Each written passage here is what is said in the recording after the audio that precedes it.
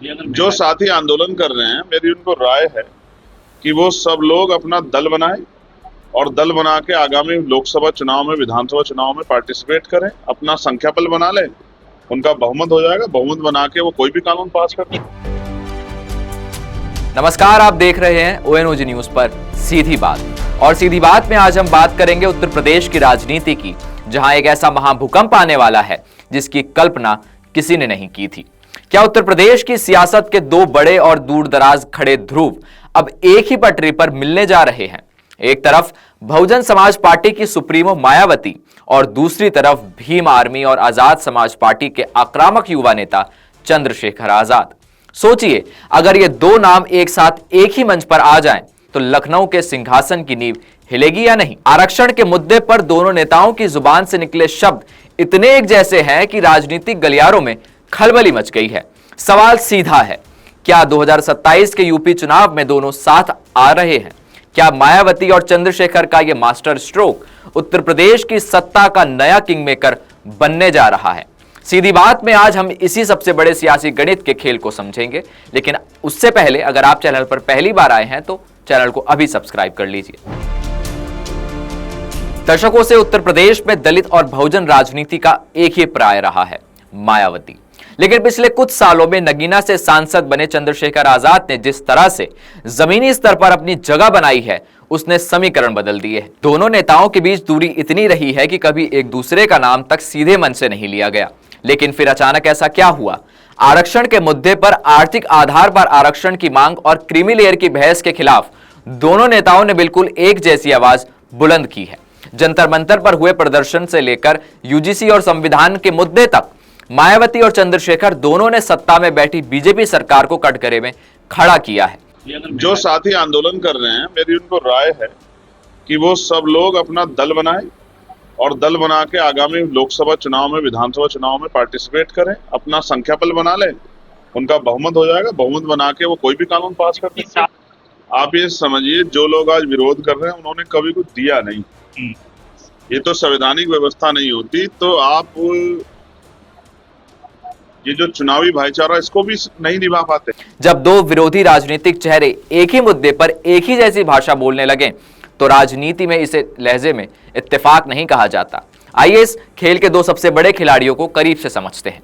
मायावती, जिन्होंने यूपी की राजनीति को 4 बार मुख्यमंत्री बनकर चलाया है। उनका संगठन, उनका कैडर और उनका वोट बैंक बहुजन आंदोलन की रीढ़ माना जाता है।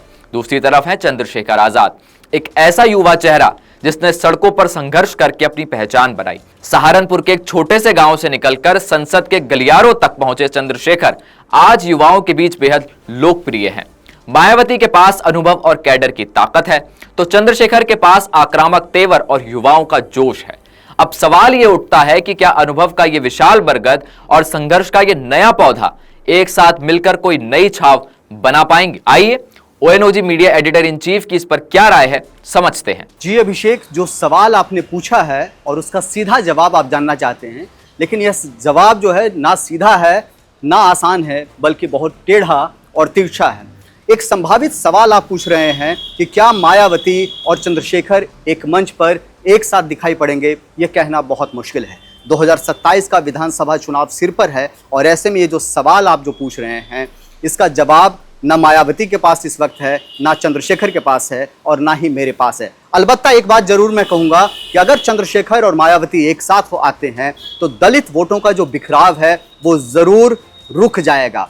और अगर मायावती और चंद्रशेखर साथ आते हैं तो सरकार में समीकरण बदलते देर नहीं लगेगी। कहने का मतलब यह है कि एक तरफ दलित वोटों का बिखराव रुकेगा, दूसरी तरफ ताजपोशी की तैयारी भी तेज हो जाएगी। क्योंकि पश्चिमी यूपी का वो इलाका जहां पर चंद्रशेखर का जनाधार है, वहां चंद्रशेखर मजबूत हैं तो मायावती कमजोर हैं। लेकिन वही पूर्वांचल का इलाका जहां मायावती बहुत मजबूत हैं, वहां चंद्रशेखर बहुत कमजोर और ढीले पड़ते नजर आते हैं। सवाल वही है ताजपोशी का, ताज का, सत्ता का।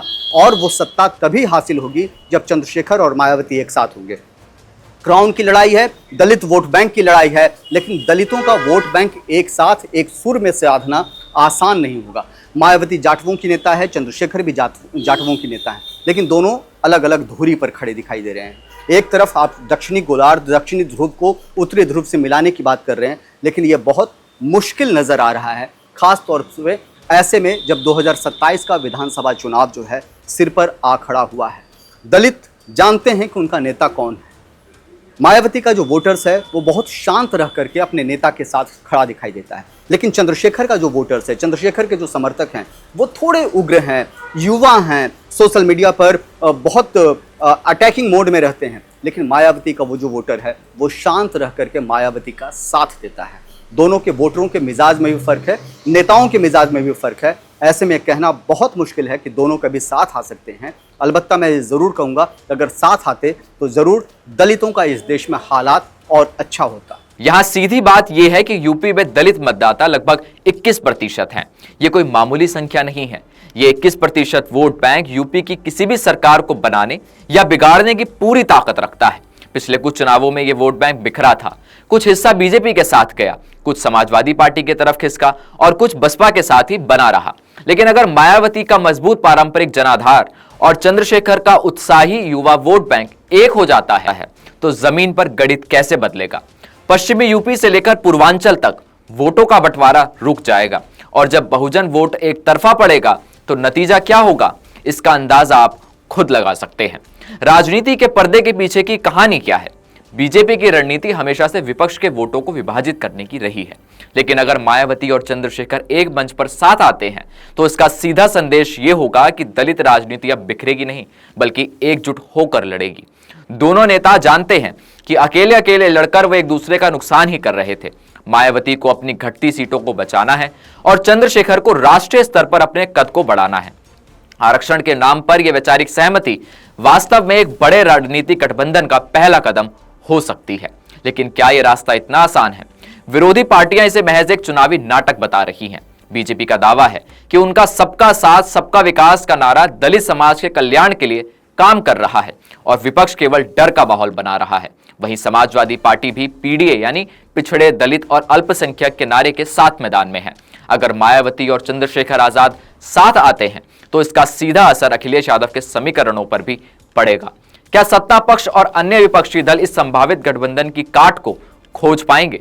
2027 का उत्तर प्रदेश विधानसभा चुनाव केवल एक राज्य का चुनाव नहीं होगा, ये 2029 की राष्ट्रीय राजनीति की दिशा भी तय करेगा। अगर ये गठबंधन बनता है तो यूपी में मुकाबला त्रिकोणीय नहीं बल्कि सीधे दो बड़े ध्रुवों के बीच सिमट सकता है। हो सकता है कि वे खुद बहुमत के आंकड़ों तक ना पहुंचे, लेकिन 100-125 सीटों पर प्रभाव सीधे डाल सकते हैं। वे किसी भी पार्टी को सत्ता में लाने या बाहर रखने का दम रखेंगे। यानी मायावती और चंद्रशेखर उत्तर प्रदेश के सबसे बड़े किंग मेकर साबित हो सकते हैं। लोकतंत्र की असली खूबसूरती यही है कि जब भी जनता या उनके अधिकारों पर बात आती है तो बड़े से बड़े राजनीतिक मतभेद किनारे हो जाते हैं।